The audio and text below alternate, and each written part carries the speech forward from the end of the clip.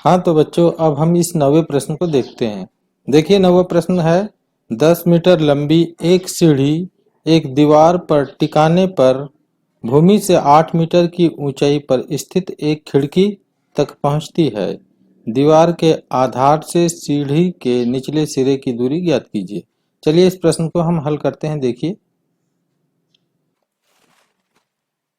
चलिए देखिए, मान लेते हैं ये ए बी जो है एक खिड़की की ऊंचाई है, ये 8 मीटर हमें दिया गया है। और ये जो AC जो है ये सीढ़ी की लंबाई है, ये हमें 10 मीटर दिया गया है। हमसे पूछा गया है कि ये जो सीढ़ी का जो निचला सिरा जो है ये दीवार से कितनी दूरी पर होगी, अर्थात हमें BC की लंबाई ज्ञात करनी है। तो ध्यान रखें, यह स्थिति एक समकोण त्रिभुज का निर्माण करेगी। अब हम लिखेंगे, माना AB खिड़की की ऊंचाई तथा AC सीढ़ी की लंबाई है। अब हम मान लिखेंगे AB बराबर दिया गया है हमारा 8 मीटर और इसी प्रकार AC बराबर दिया गया है हमारा 10 मीटर। हमें BC का मान ज्ञात करके बताना है। अब हम एक स्टेटमेंट लिखेंगे कि यह स्थिति एक समकोण त्रिभुज का निर्माण करती है। अतः समकोण ABC में हम पाइथागोरस प्रमेय लगा सकते हैं। लिखेंगे समकोण त्रिभुज ABC में पाइथागोरस प्रमेय से देखिए, ये कर्ण का वर्ग बराबर से लंब का वर्ग धन आधार का वर्ग होगा। तो हम लिखेंगे AC का वर्ग बराबर से AB का वर्ग धन BC का वर्ग। अब हम मान रख देंगे, AC के जगह हम रख देंगे 10 का वर्ग। AB का मान होगा 8, उसका वर्ग लगा देंगे धन BC का वर्ग हमें ज्ञात करना है। 10 का वर्ग हो जाएगा हमारे पास 100, 8 का वर्ग 64 धन BC का वर्ग। 64 का पक्षांतर हम कर लेते हैं बाईं ओर, तो देखिए धन 64 उठ के जाएगा तो ऋण 64 हो जाएगा, इधर बचेगा BC का वर्ग। इस प्रकार घटाएंगे तो हमारे पास 36 आएगा, तो BC का वर्ग। आप सीधा करके लिखें, BC का वर्ग बराबर से 36 को 6 का वर्ग लिख सकते हैं। ऋणात्मक, चूंकि दूरी सदैव धनात्मक होती है अतः ऋणात्मक का कोई महत्व नहीं है। तो इस वर्ग से ये वर्ग को हम काट देंगे और इस प्रकार BC बराबर से 6 मीटर निकाल लेंगे। तो हम उत्तर लिखेंगे, दीवार से सीढ़ी के निचले सिरे की दूरी बराबर से 6 मीटर। ये है हमारा उत्तर।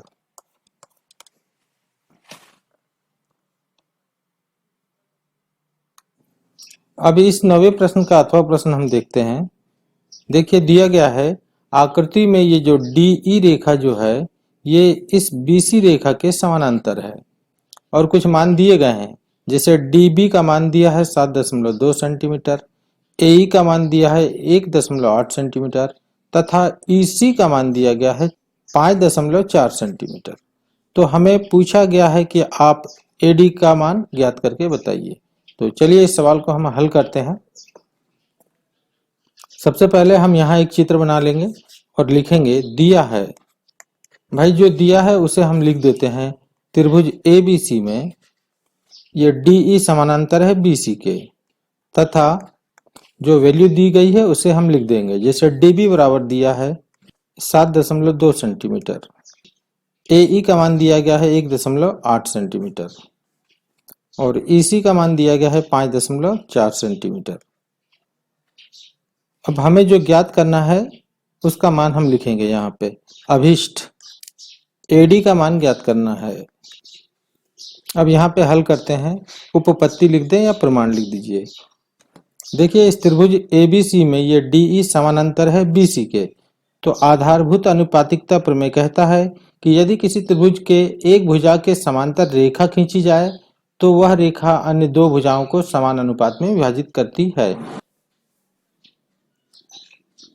अब यहां से हम हल करते हैं, त्रिभुज ABC में यह DE समांतर है BC के, अतः आधारभूत अनुपातिकता प्रमेय से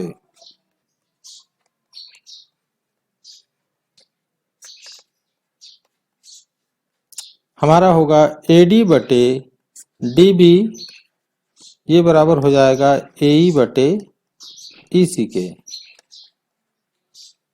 देखिए समझिए इसको कि यदि कोई त्रिभुज में किसी एक भुजा के समांतर कोई रेखा खींची जाए तो अन्य दो भुजाओं को वह रेखा समान अनुपात में विभाजित करती है।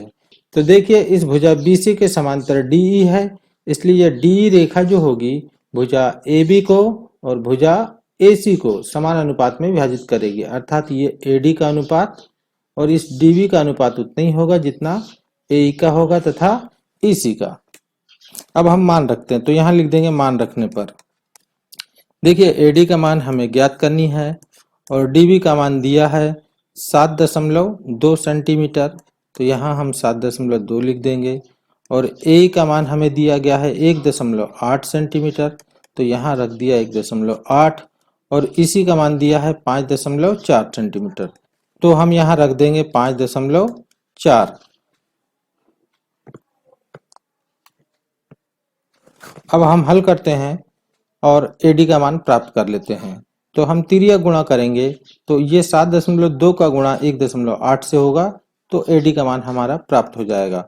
देखिए AD बराबर से 1.8 गुणित 7.2 बटे 5.4। अब इसे हम हल करते हैं। ये देखिए AD बराबर से 18 गुणित 72 बटे 54 लिख देते हैं पहले, और इस दशमलव का ऊपर 1 लिखेंगे और दशमलव के बाद एक अंक है तो एक जीरो लगा देंगे। ठीक इसी प्रकार नीचे इस दशमलव का 1 लिखेंगे और एक जीरो लगा देंगे और इस दशमलव का भी 1 लिखेंगे और एक जीरो लगा देंगे। तो देखिए ये 10 से ये 10 कट जाएगा। अब 18 तिया 54, ये 3 बार कटा। इस 3 से हम काटेंगे 3 दूनी 6, 3 चौके 12। तो AD का मान जो हमारा प्राप्त होगा 24 बटे 10 सेंटीमीटर, अर्थात 2.4 सेंटीमीटर।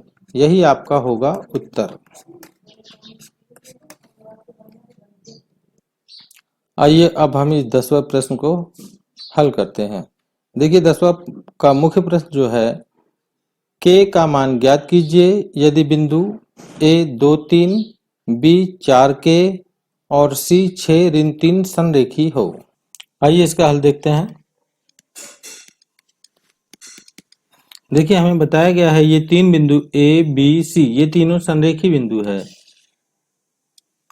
ये बिंदु A जिसका निर्देशांक 2 और 3 है, ये बिंदु B है जिसका निर्देशांक दिया है 4 और K, और इसी प्रकार बिंदु C है जिसका निर्देशांक दिया गया है 6 और ऋण 3। हमें बताया गया ये तीनों बिंदु संरेखी है। यदि ये तीनों बिंदु संरेखी है तो इन तीनों बिंदुओं से बनने वाले त्रिभुज का क्षेत्रफल 0 होगा। अब ये कैसे समझ लेते हैं। देखिए दो बिंदु सदैव संरेखी ही होता है, हमेशा एक ही रेखा पर दो बिंदु स्थित होते हैं, और यदि कोई तीसरा बिंदु जो है ये इस रेखा पर मौजूद नहीं है, मान लीजिए यहाँ पे है, तो निश्चित तौर पे एक त्रिभुज का निर्माण होगा और इस त्रिभुज का कुछ ना कुछ तो क्षेत्रफल बनेगा ही। परंतु यदि ये तीनों बिंदु एक ही रेखा पर स्थित हो, जैसे कि A है और ये B है और ये C, तो इससे त्रिभुज नहीं बनाया जा सकता है। और मान लीजिए हम कल्पना करते हैं कि इन तीनों बिंदुओं से त्रिभुज बना भी हो तो उसका क्षेत्रफल 0 होगा। बस इसी बेसिक के आधार पे हमें इस प्रश्न को हल करना है। अब हम लिखेंगे कि चूंकि बिंदु A, B और C संरेखी बिंदु है,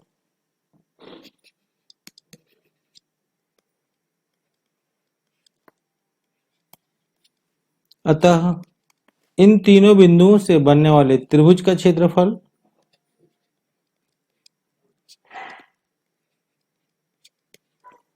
शून्य होगा। अब हम सूत्र लिखेंगे, त्रिभुज ABC का क्षेत्रफल ये बराबर होगा 0 के, और ये 0 जो है इसके बराबर हम त्रिभुज ABC का क्षेत्रफल निकाल लेते हैं। तो सरल तरीका है त्रिभुज ABC का क्षेत्रफल निकालने का। 1/2 और इस प्रकार से हम लिख लेंगे मॉड के अंदर ये 2 3, इसके पश्चात 4 और k, और इसके पश्चात 6 और ऋण 3, और अंत में फिर वही 2 और 3 लिख देंगे और इस मॉड को बंद कर देंगे।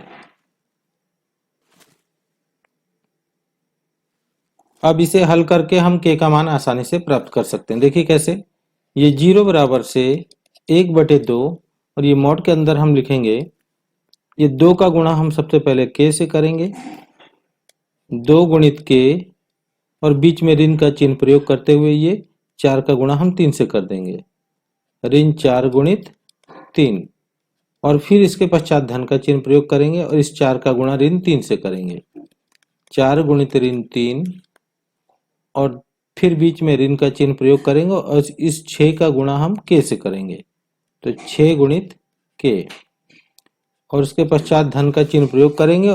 इसके पश्चात हम इस 6 का गुणा 3 से करेंगे, तो 6 गुणित 3, और बीच में ऋण का चिन्ह प्रयोग करेंगे और इस 2 का गुणा ऋण 3 से करेंगे, 2 गुणित ऋण 3, और मॉड को हम बंद कर देंगे।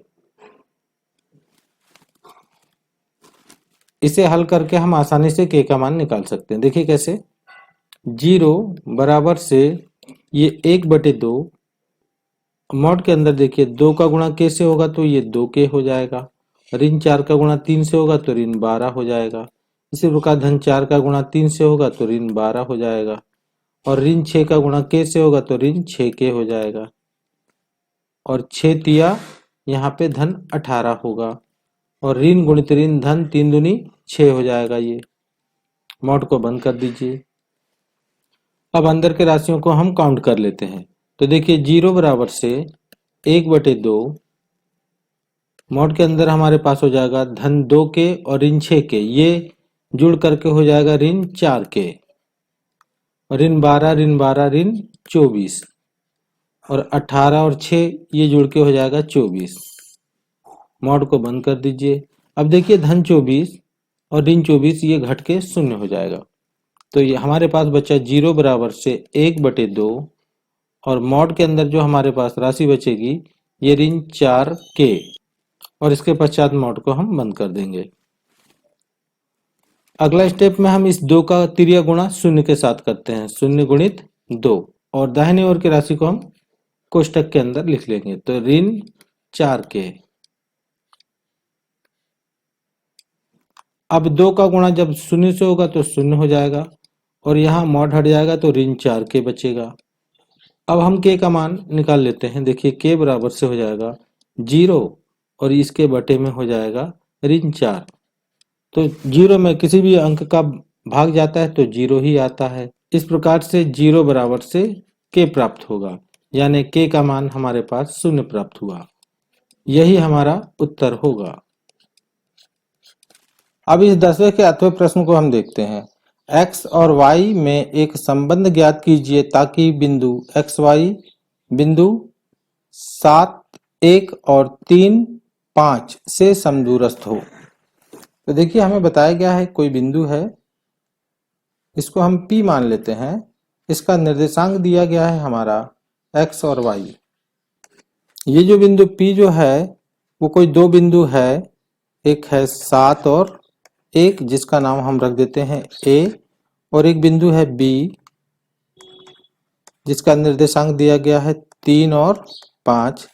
इससे समान दूरी पर स्थित है। समदूरस्थ मतलब समान दूरी पर स्थित है, यानी AP की दूरी उतना ही है जितना कि BP की है।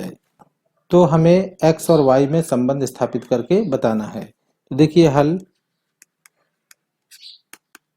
सबसे पहले इन बिंदुओं को हम मान लेते हैं। तो माना बिंदु P XY, बिंदु A जिसका निर्देशांक 7 और 1 है तथा B जिसका निर्देशांक 3 और 5 है से समदूरस्थ है। अब हम लिखेंगे प्रश्नानुसार AP की दूरी बराबर है BP की दूरी के बराबर है। अब हम लिखेंगे दूरी सूत्र से। देखिए एपी का मान जो होगा under root x2 minus x1 का होल स्क्वायर यानी 7 माइनस x का whole square plus 1 minus y का होल स्क्वायर, ये बराबर होगा हमारा अंडर रूट 3 माइनस x का whole square plus 5 minus y का होल स्क्वायर। ये दूरी सूत्र आप लोग को ज्ञात होगा कि x2 माइनस x1 का whole square plus y2 minus y1 का होल स्क्वायर। अब हम दोनों पक्षों का वर्ग कर देते हैं, तो लिख देंगे दोनों पक्षों का वर्ग करने पर 7 माइनस x का होल वर्ग धन 1 माइनस y का होल स्क्वायर, और इसका हम वर्ग कर देते हैं। ठीक इसी प्रकार दाहिनी ओर भी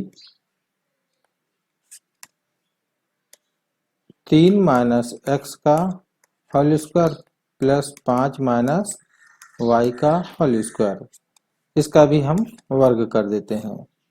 तो ये देखिए वर्ग से वर्गमूल दोनों पक्षों में कट जाएंगे और हमारे पास सिर्फ बचेगा 7 माइनस x का whole square plus 1 minus y का होल स्क्वायर, और दाहिनी ओर बचेगा 3 माइनस x का whole square plus 5 minus y का होल स्क्वायर। अब हम एक समीकरण का प्रयोग करेंगे, क्योंकि a माइनस बी का होल स्क्वायर होता है हमारे पास a square plus b square minus 2ab होता है। इस सूत्र के अनुसार हम चारों जगह विस्तार करेंगे। देखिए a का वर्ग यानी कि 7 का वर्ग धन x का वर्ग ऋण 2 गुणित 7 गुणित x। अब हम इस दूसरे कोष्ठक का विस्तार करेंगे, 1 का वर्ग धन y का वर्ग ऋण 2 गुणित 1 गुणित y। अब हम दाहिनी ओर विस्तार करते हैं। देखिए 3 का वर्ग धन x का वर्ग ऋण 2 गुणित 3 गुणित x, ये धन का चिन्ह प्रयुक्त करेंगे। और अब हम इस अंतिम कोष्ठक का विस्तार करेंगे, तो ये होगा हमारा 5 का वर्ग धन y का वर्ग ऋण 2 गुणित 5 गुणित y। अब अगला स्टेप देखिए, 7 का वर्ग होगा 49 धन x वर्ग ऋण 7 दूनी 14x, और इसी प्रकार 1 का वर्ग 1 हो जाएगा धन y का वर्ग ऋण 2y। दाहिनी तरफ देखिए 3 का वर्ग होगा 9 धन x स्क्वायर ऋण 3 दूनी 6x धन पचम 25 धन y स्क्वायर ऋण 5 दूनी 10y। अब देखिए लेफ्ट तरफ भी x स्क्वायर है और राइट तरफ भी x स्क्वायर है, तो यहीं इसको काट देंगे। लेफ्ट तरफ भी y स्क्वायर है और राइट तरफ भी y स्क्वायर, तो यहीं इसको काट देंगे, क्योंकि जब x और y अपने पक्ष को बदलेंगे तो उसके चिन्ह बदल जाएंगे और घट के शून्य हो जाएंगे। तो क्यों ना हम यहीं पे इसको काट के शून्य कर दें। अगला स्टेप देखिए, 49 और 1 50 हो गया, ऋण 14x बचा और ऋण 2y। इसी प्रकार दाहिनी ओर देखिए 25 और 9, ये हमारे पास हो जाएगा 34 ऋण 6x ऋण 10y। अब हम अचर पद को एक और कर लेते हैं। और चर पद को एक और कर लेते हैं। तो देखिए इस तरफ है 50 और ये 34 उठ के आएगा तो ऋण 34 हो जाएगा, और ये ऋण 14 जब दाहिनी ओर जाएगा तो धन 14x हो जाएगा, और पहले से ऋण 6x मौजूद है, और ऋण 10y पहले से है और ये उठ के जाएगा तो धन 2y हो जाएगा। अब अगला स्टेप देखें, 50 में से 34 घटेगा तो 16 बचेगा, इधर 14x में से 6x घट जाएगा तो हमारे पास बचेगा 8x, और 10 यहाँ पे y छूट गया है ध्यान रखें। इस ऋण 10y में से धन 2y घटेगा तो ऋण 8y बचेगा। अब देखिए इन दोनों में 8 कॉमन है, हम 8 कॉमन ले लेते हैं तो x ऋण y बचेगा और इधर बचेगा हमारे पास 16। तो इस 8 को बटे में कर देते हैं तो 16 बटे 8 बराबर से x ऋण y। तो ये हमारे पास 2 बार कट जाएगा। तो ये देखिए 2 बराबर से x ऋण y, इसको हम सीधा करके लिख देते हैं x ऋण y बराबर से 2। यही संबंध है, यह आएगा हमारा उत्तर। आइए अब हम इस 11वें प्रश्न को देखते हैं। यदि बिंदु A 6,1, B 8,2, C 9,4 और D P3 एक समांतर चतुर्भुज के शीर्ष इसी क्रम में हो तो P का मान ज्ञात कीजिए। तो देखिए मान लीजिए एक समांतर चतुर्भुज AB CD दिया गया है और इनके निर्देशांक क्रमशः दिए गए हैं 6, 1, B का निर्देशांक है 8 और 2, इसी प्रकार C का निर्देशांक दिया गया है 9, 4 और D का निर्देशांक दिया गया है P और 3। तो हमसे पूछा गया है कि भाई इस P का मान आप बताइए। तो देखिए हमें पता है बेसिक कि समांतर चतुर्भुज के विकर्ण जो होते हैं एक दूसरे को समद्विभाजित करते हैं। तो देखिए इसका एक विकर्ण AC है और दूसरा विकर्ण BD है। माना ये विकर्ण आपस में बिंदु O पे प्रतिच्छेद करते हैं तो इस विकर्ण AC का भी मध्य बिंदु O होगा और विकर्ण BD का भी मध्य बिंदु O होगा। तो देखिए इसको कैसे हल करते हैं, लिख देंगे हम हल।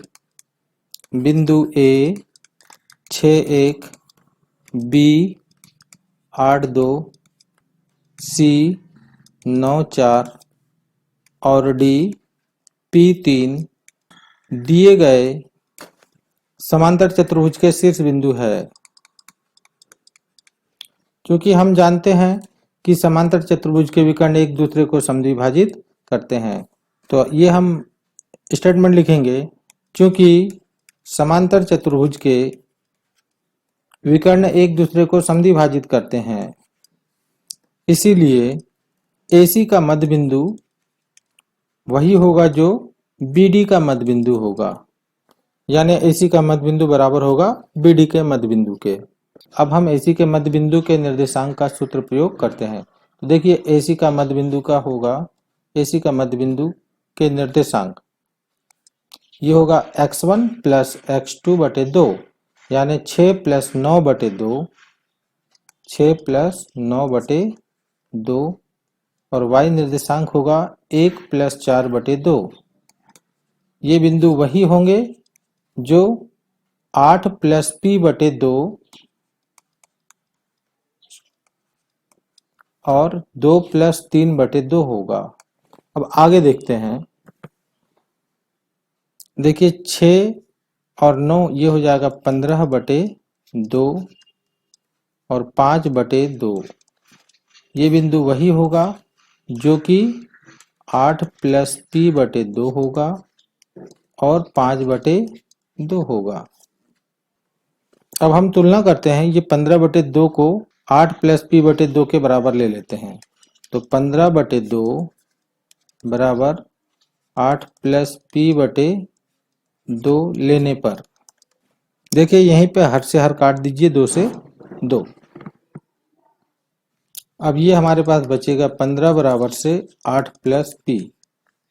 अचर पद को एक और कर लेते हैं तो 15 माइनस 8 बराबर से p, तो यहाँ बचेगा 7 बराबर से p। तो p का मान हमारा निकल जाएगा 7। यही होगा हमारा उत्तर।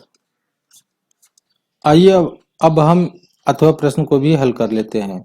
देखिए दिया है बिंदु ऋण 4, 6 बिंदुओं A ऋण 6, 10 और B 3 ऋण 8 को जोड़ने वाली रेखा को किस अनुपात में विभाजित करता है। तो देखिए हमारे पास जो प्रश्न दिया गया है, ये बिंदु A है जिसका निर्देशांक ऋण 6, 10 है और एक बिंदु है B जिसका निर्देशांक 3 और ऋण 8 है। एक अन्य बिंदु है P है, जिसका निर्देशांक दिया गया है ऋण 4 और 6, और हमसे पूछा गया है कि आप हमें ये बताइए कि ये बिंदु P जो है इस रेखाखंड AB को किस अनुपात में विभक्त करता है। तो जब भी किस अनुपात में विभक्त करता है ये ज्ञात करना होता है तो K अनुपात 1 का फार्मूला लगाया जाता है। तो हम मानेंगे कि बिंदु P रेखाखंड AB को K अनुपात 1 में विभाजित करता है। आइए अब पूरा हल देखते हैं। इसका हल हम लिखेंगे कि माना बिंदु P जिसका निर्देशांक है ऋण 4, 6, बिंदुओं A ऋण 6, 10 और B 3 ऋण 8 को मिलाने वाली रेखा को K अनुपात 1 में विभाजित करता है। अब हम लिखेंगे विभाजन सूत्र से। ये इस टाइप से एक लाइन बना लें आप।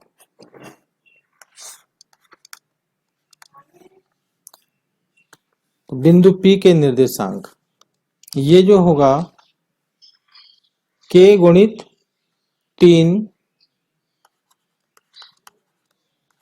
धन 1 गुणित ऋण 6 बटे K प्लस 1, और Y का निर्देशांक होगा K गुणित ऋण 8 धन 1 गुणित 10 बटे K धन 1। अब बिंदु P के निर्देशांक ऑलरेडी दिए गए हैं। ये दिया है ऋण 4 और 6। यहाँ लिख देंगे ऋण 4 और 6। ये बराबर हो जाएगा हमारा 3K ऋण 6 बटे K धन 1। ये x निर्देशांक होगा और यहाँ पे अंदर गुणा करेंगे तो ऋण 8K धन 10 बटे K धन 1। अब हम इस ऋण 4 की तुलना 3K ऋण 6 बटे K प्लस 1 से कर लेते हैं। तो ऋण 4 बराबर से 3K ऋण 6 बटे K धन 1 लेने पर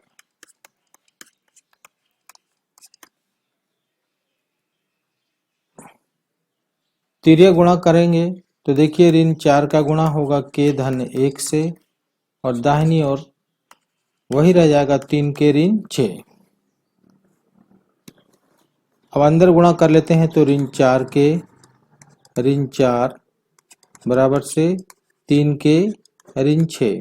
अब हम अचर पद को एक और चर पद को एक और कर लेते हैं। तो देखिए ऋण 4K पहले से है और ये उठ के आएगा तो ऋण 3K हो जाएगा। इधर ऋण 6 पहले से है और ये उठ के जाएगा तो धन 4 हो जाएगा। ऋण 4 और ऋण 3 ऋण 7K हो गया, और इस तरफ ऋण 6 में धन 4 घटेगा तो ऋण 2 बचेगा। अब हम इस ऋण से ऋण यहीं पे काट देते हैं तो K बराबर से 2 बटे 7, यानी K बटे कुछ नहीं तो 1 लिख सकते हैं। तो इस प्रकार K अनुपात 1 बराबर से 2 अनुपात 7 होगा। तो बिंदु P इस रेखाखंड को 2 अनुपात 7 में विभाजित करता है। यह आएगा हमारा उत्तर। अब इस 12वां प्रश्न को देखिए। cot 85 धन cot 75 को 0 और 45 अंश के बीच के कोणों के त्रिकोणमितीय अनुपातों के पदों में व्यक्त कीजिए। इस सवाल को हल करने के लिए हमें पूरक सूत्र का ज्ञान होना बिल्कुल आवश्यक है। आइए इस सवाल को हम हल करते हैं। देखिए हल cot 85 अंश धन cos 75 अंश। इस 85 को और इस 75 को हमें 0 और 45 के बीच में लाना है। इसके लिए हम पूरक सूत्रों का प्रयोग करेंगे। अब अगला स्टेप देखिए।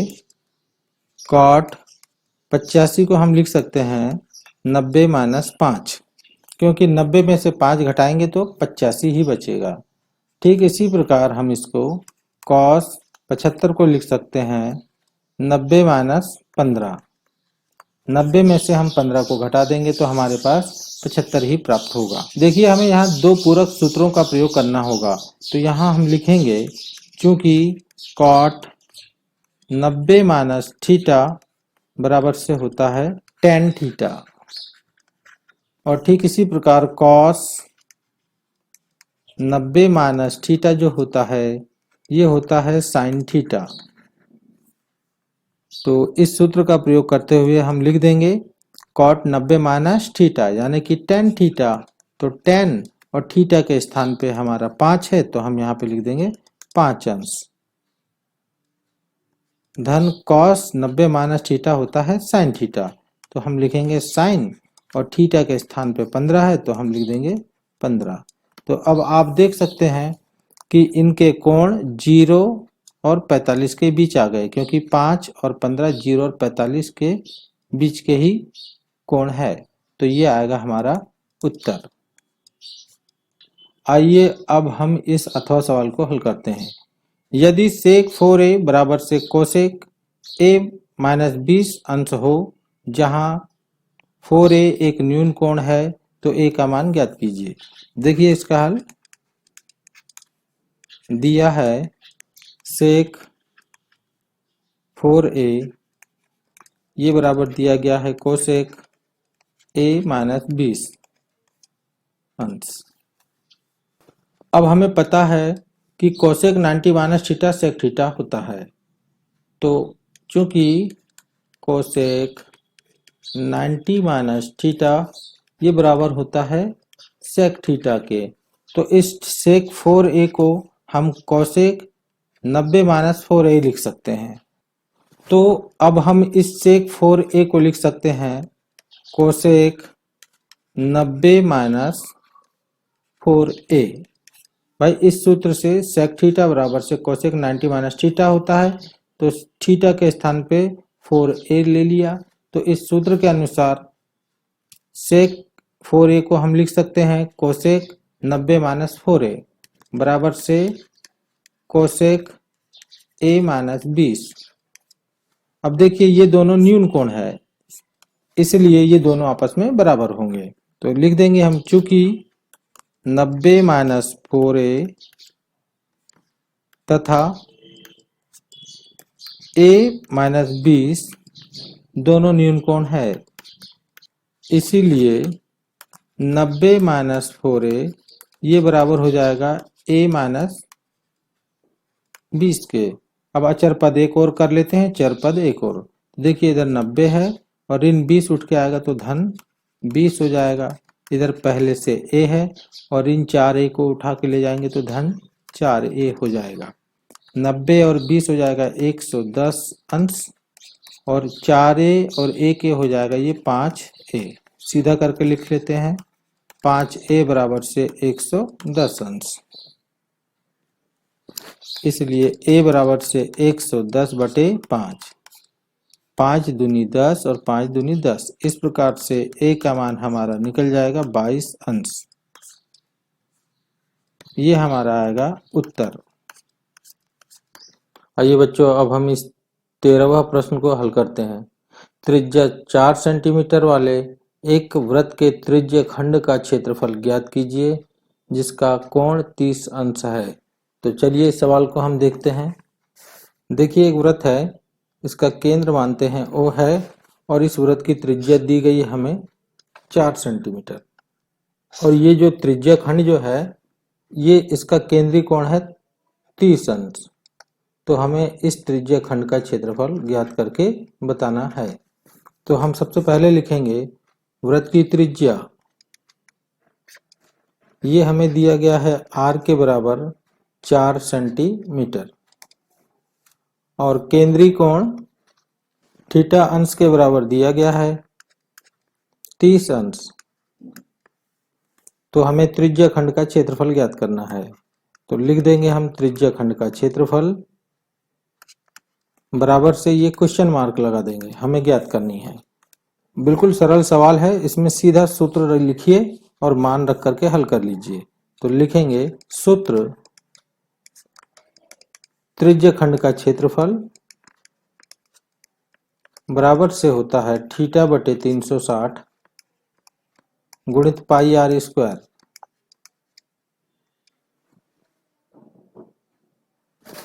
अब हम मान रखते हैं थीटा के स्थान पर रखेंगे 30 अंश बटे 360 गुणित पाई का मान रख देंगे 22 बटे 7 और आर के स्थान पर रख देंगे 4 का स्क्वायर।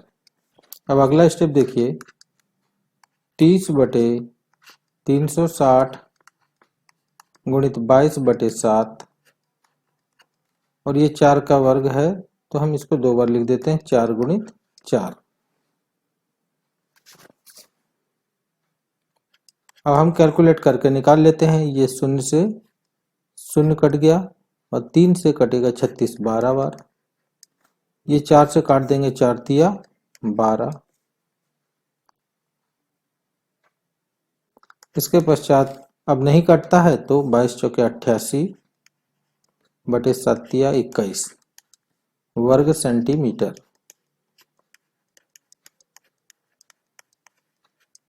ये आएगा हमारा उत्तर। बिल्कुल सरल सवाल है, आसानी से हल कर सकते हैं आप लोग। अब इस प्रश्न 13 का अथवा देखते हैं। आकृति में छायांकित क्षेत्र का क्षेत्रफल ज्ञात कीजिए। यदि ए बी सी डी भुजा 14 सेंटीमीटर का एक वर्ग है तथा ए पी डी और बी पी सी 2 अर्धवृत्त है, तो चलिए इस प्रश्न को हम हल करके देखते हैं। देखिए ये ए बी सी डी हमें एक वर्ग दिया गया है जिसके प्रत्येक भुजा की लंबाई 14 सेंटीमीटर बताया जा रहा है। ये भी 14 सेंटीमीटर है और ये भी 14 सेंटीमीटर है और ये 2 अर्धवृत्त बने हुए हैं। एक अर्धवृत्त इधर वाला है और एक अर्धवृत्त इधर वाला है। हमसे पूछा गया है कि इस छायांकित भाग का क्षेत्रफल कितना होगा, अर्थात ये जो काले रंग से दिखाई दे रहा उस भाग का क्षेत्रफल हमें निकालना है।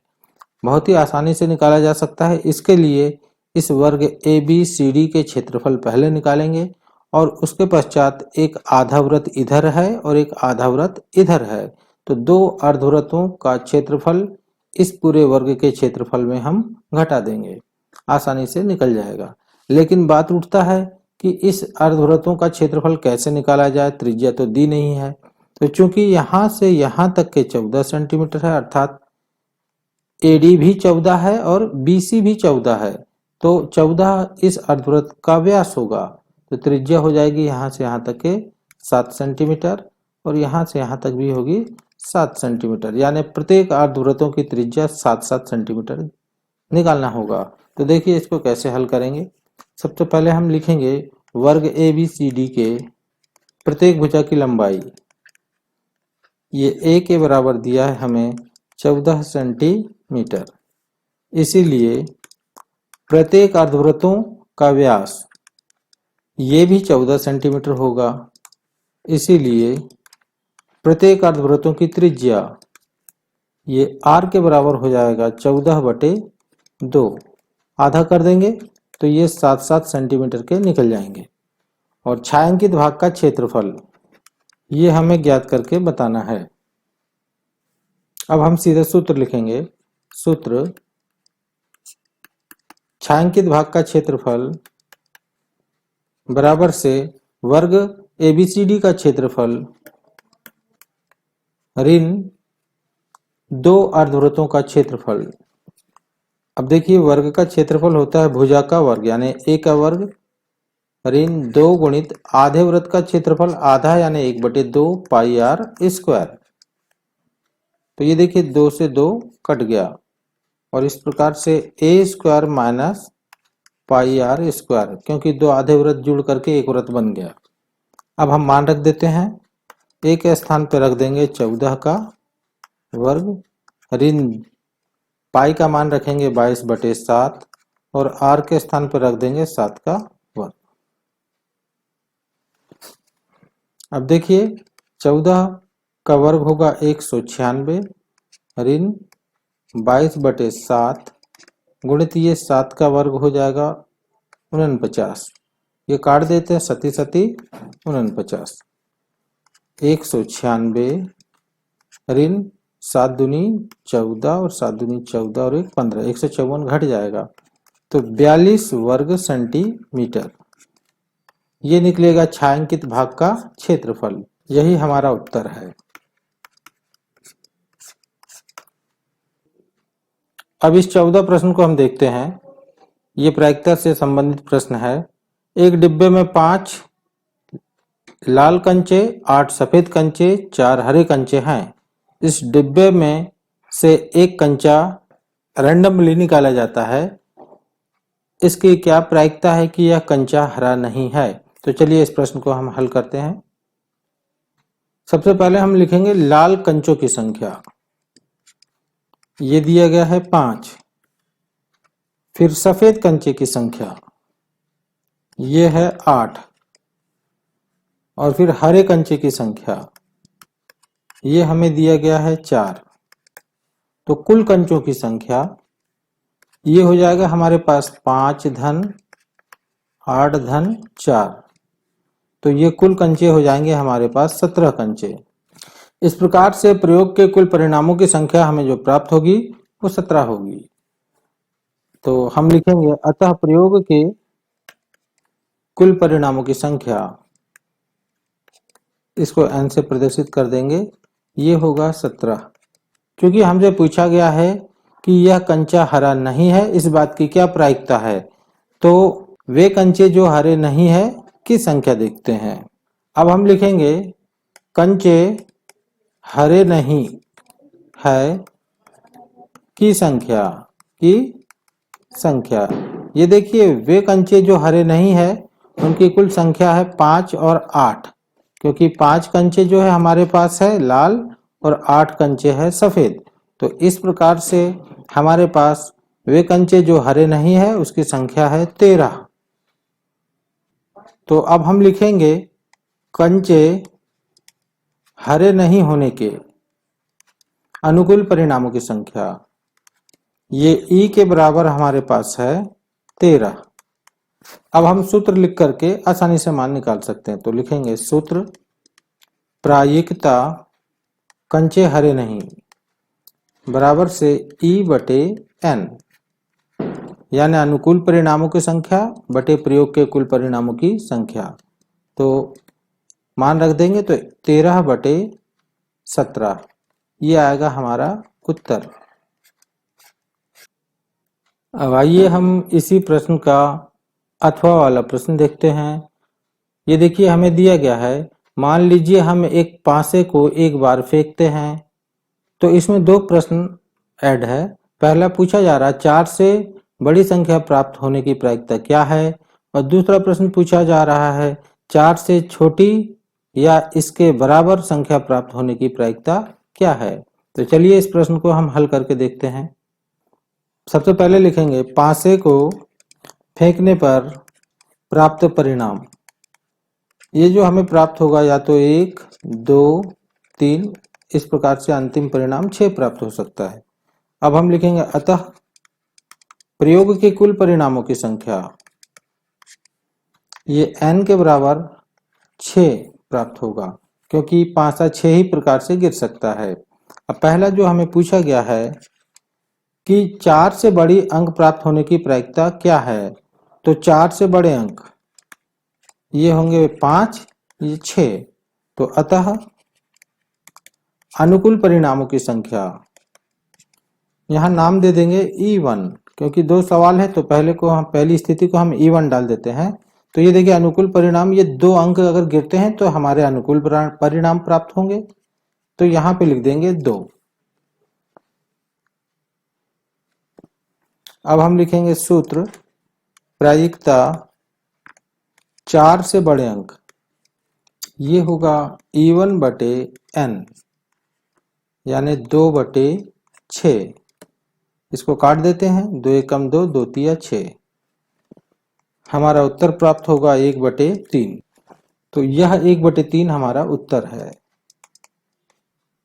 इसी सवाल में दूसरा दिया है 4 से छोटी या इसके बराबर संख्या प्राप्त होने की प्रायिकता कौन सी होगी। तो देखिए 4 से छोटी या उसके बराबर 4 अंक होंगे। अब ये दूसरा हम देखते हैं, 4 से छोटी या उसके बराबर के अंक, ये हमारे पास जो होंगे या तो 1 होगा या 2 या 3 या 4। तो इस प्रकार से अनुकूल परिणाम दूसरे प्रश्न में 4 होंगे। तो लिखेंगे अतः अनुकूल परिणामों की संख्या, नाम रख देते हैं E2 बराबर से 4 और कुल परिणाम वही 6 का 6 ही रहेगा। फिर हम सूत्र लिखेंगे प्रायिकता 4 या उससे छोटे अंक, ये होगा हमारा E2 बटे n। E2 के स्थान पे हम 4 लिखेंगे बटे n के स्थान पे 6। 2 से कटेगा 2 दूनी 4 और 2 तिया 6। इस प्रकार से उत्तर आएगा हमारा 2 बटे 3।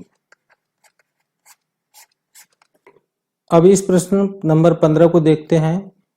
एक चित्र प्राप्त करने की प्रायिकता ज्ञात कीजिए जब एक सिक्के को एक बार उछाला जाता है, साथ ही एक पट प्राप्त करने की भी प्रायिकता ज्ञात कीजिए। देखिए इस सवाल में सिक्के को उछालने पर एक बार चित और एक बार पट आने की क्या प्रायिकता होगी, ये हमें ज्ञात करना है। तो चलिए इस सवाल को हम हल करते हैं। सिक्के को उछालने पर प्रयोग के कुल परिणामों की संख्या, ये देखिए या तो हेड गिरेगा या तो टेल। इस प्रकार से प्रयोग के कुल परिणामों की संख्या जो होगा n का मान ये 2 होगा। और इसके पश्चात हम लिखेंगे और चित आने के अनुकूल परिणामों की संख्या, ये E1 बराबर होगा 1, क्योंकि चित सिर्फ एक ही बार आ सकता है।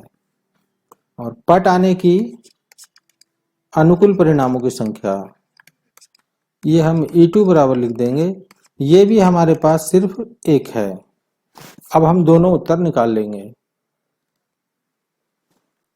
सूत्र प्रायिकता चित,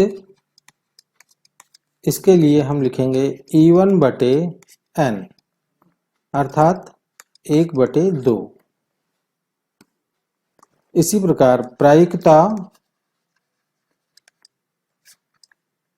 पट, इसके लिए भी लिखेंगे E2 बटे n अर्थात 1 बटे 2। तो यही इनके उत्तर हैं। यदि आप लोगों को वीडियो पसंद आया हो तो लाइक करें तथा चैनल को सब्सक्राइब करें ताकि आने वाली वीडियो की जानकारी आपको समय पे मिल सके। धन्यवाद।